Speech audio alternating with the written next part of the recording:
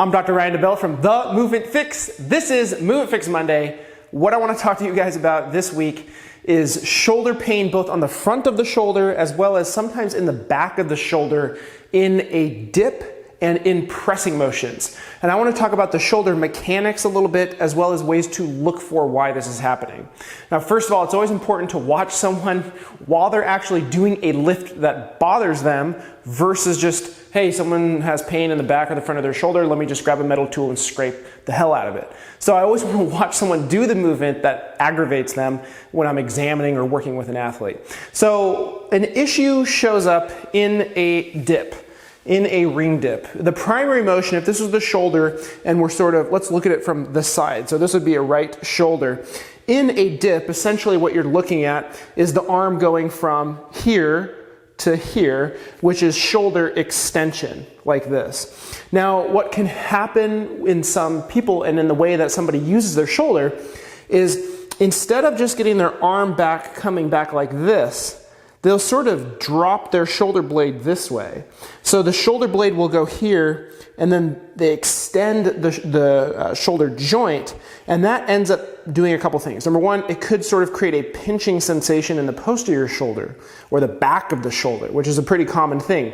But what it also can do is put too much stress over the tissue on the front of the shoulder, which could make that painful in the bottom of the dip and pressing out of the dip. And the same thing could be true, say, in a bench press or a push-up type of motion. So what that would look like on an athlete when they're doing the actual dip would be they're not getting contribution. I should have shown it on this model first. They're not getting contribution of when the arm goes back, the shoulder blade should sort of retract and go like this, because you want to have the shoulder blade contribute to the overall motion of this sort of pulling, which is essentially on the way down in a dip. It's sort of the same movement pattern as pulling something. And when you pull something, you want the scapula to retract, and then you're going to have some extension of the shoulder joint. So in the dip, what would happen is when the athlete goes down to the bottom, so say they're going like this, they let their shoulder blade sort of come down, and then they're just getting sort of the stopping point by the tissues in the front of the shoulder, like we saw in the model. Instead of being here like this, if you retract the shoulder blades, then that's kind of what the bottom would look like. When what you do by doing that is you get more tension through the pecs rather than the tissues on the front of the shoulder, compressing the biceps tendon on the humerus and things like that. So you could just have the athlete modify and say sort of spread your chest open and be here, and that may help them get rid of any sort of aggravation or discomfort in the dip. Another way that I'll look for this though is related to the bent row that John Rusin and I just did a video on a couple weeks ago, and you can find a similar thing here. So if you had someone go and do a bent row, and let's say they grab the dumbbell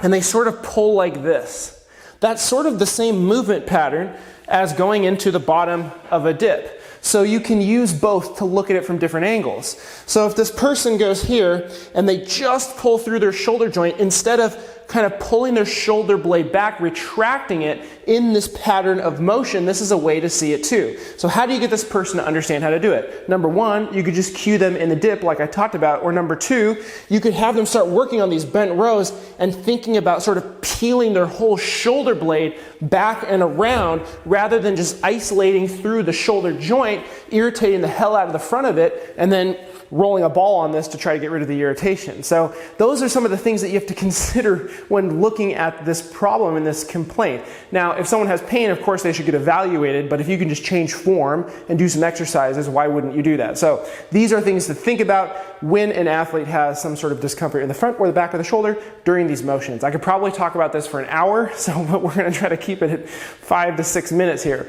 So that's what I got for you guys this week on Movement Fix Monday. Make sure to follow us on Instagram at The Movement Fix, and go to themovementfix.com/30 to get our 30-day movement challenge guide. And I'll see you guys next week.